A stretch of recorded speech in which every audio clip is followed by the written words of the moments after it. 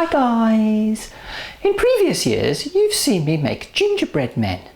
So whatever you do, don't diss my ginger homies.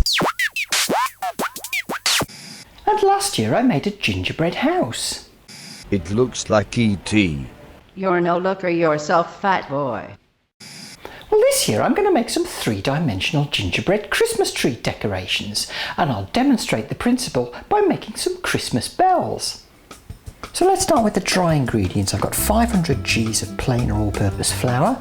I'll add in 1 teaspoon of baking soda and half a teaspoon of salt, 2 teaspoons of ground cinnamon and half a teaspoon of ground cloves, and 1 tablespoon of ground ginger. Then mix it all together.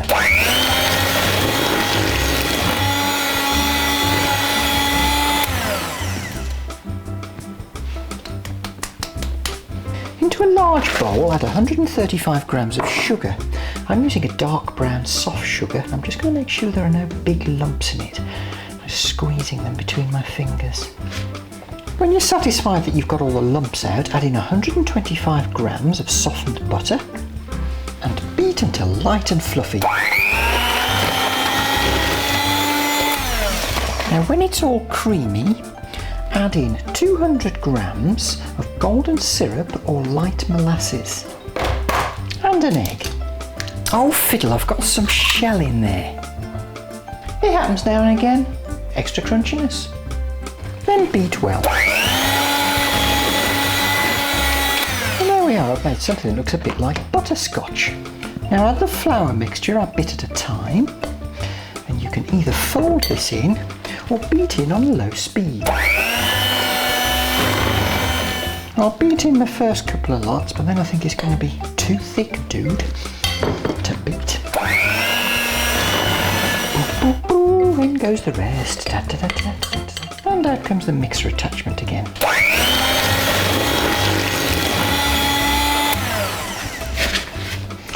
And what you'll end up with is this lovely, soft dough.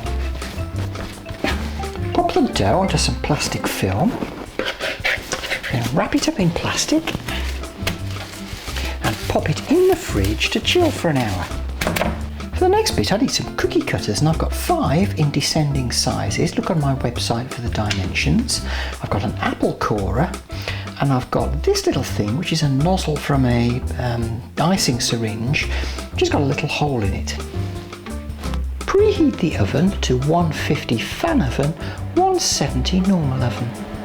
Now put about 1/3 of the chilled dough onto some baking paper, press it out, and then roll out to about 5mm thick. Now we should be able to make 2 bells worth out of this, so take the biggest cookie cutter and cut 2 circles. Take the next biggest cookie cutter and cut 2 circles.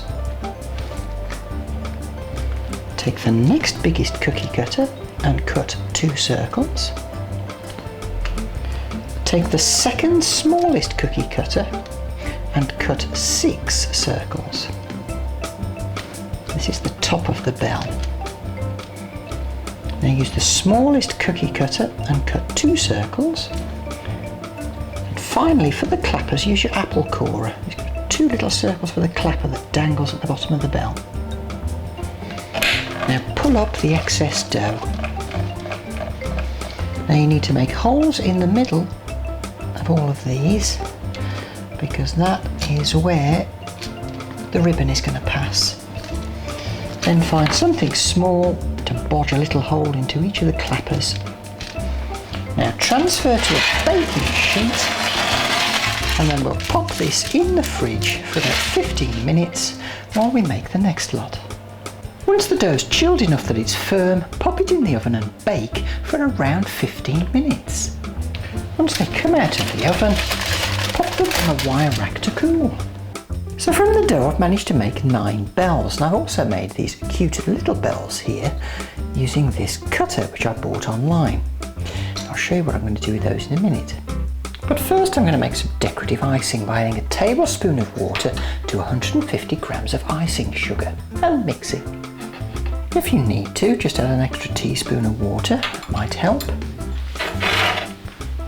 Now we are, I've got a nice bit of icing that I can use to decorate my bells.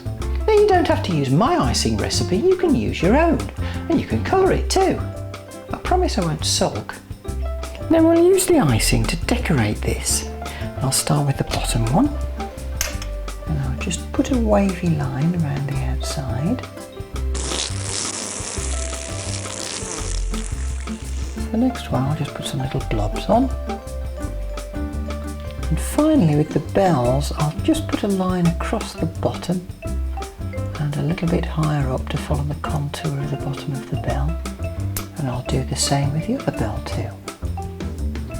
I've threaded the pieces onto a skewer which I've suspended between, well, these happen to be 2 ice cream boxes, but I'm going to leave these now for about an hour to give the icing a chance to harden a little. Once the icing is hard, we can assemble the bell. I've got here an 80cm length of red ribbon. Start by threading the smallest piece onto the ribbon.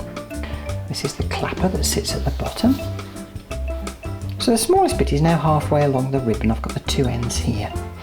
Now take the biggest disc, thread it onto the ribbon, then the next biggest disc, and keep going with the discs. Now once you've got all the discs stacked, take one of your little bells and thread 1 bell onto each strand.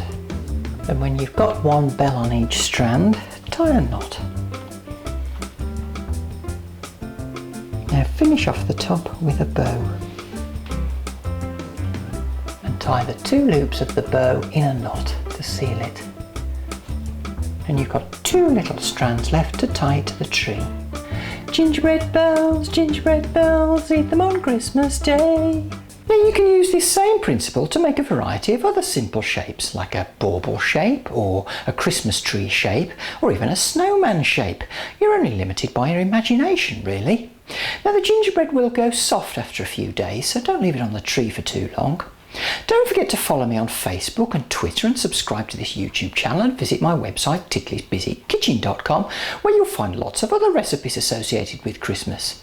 And underneath this video are the links to my other gingerbread videos. So make sure you go there. Or me and my homies will be round. Huda Hafiz.